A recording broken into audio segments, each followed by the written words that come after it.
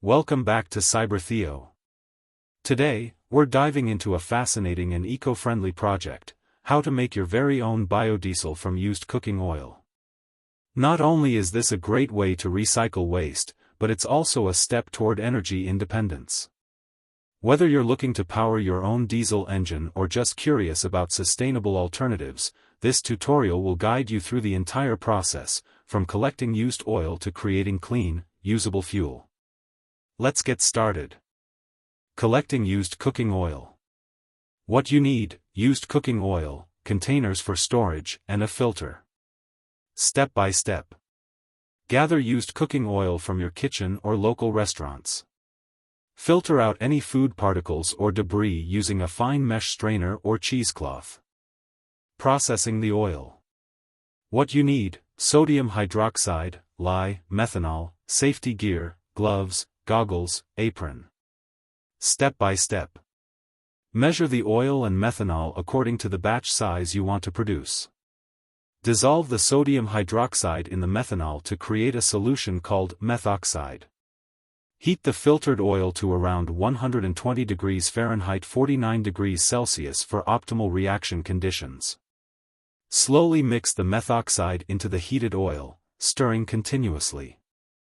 Transesterification process. Step by step. Allow the mixture to react for about an hour. During this time, the oil and methoxide will separate into biodiesel and glycerin.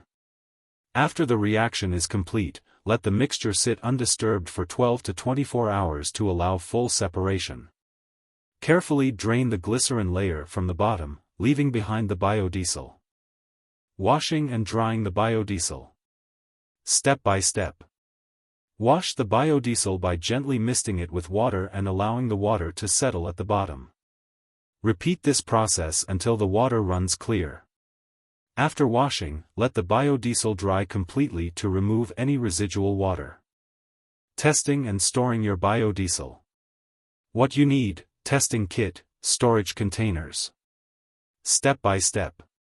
Test your biodiesel to ensure it meets quality standards for use in diesel engines. Once tested, store your biodiesel in a clean, dry container for future use. And there you have it, your very own batch of homemade biodiesel, ready to power your diesel engine in an eco-friendly way. But please, keep safety in mind at all times. This process involves handling hazardous chemicals like sodium hydroxide, lye, and methanol, which are highly corrosive and flammable. Always wear protective gear, including gloves, goggles, and an apron, and work in a well-ventilated area to avoid any accidents. If you found this tutorial helpful, make sure to hit that subscribe button so you don't miss out on more DIY and tech projects like this one.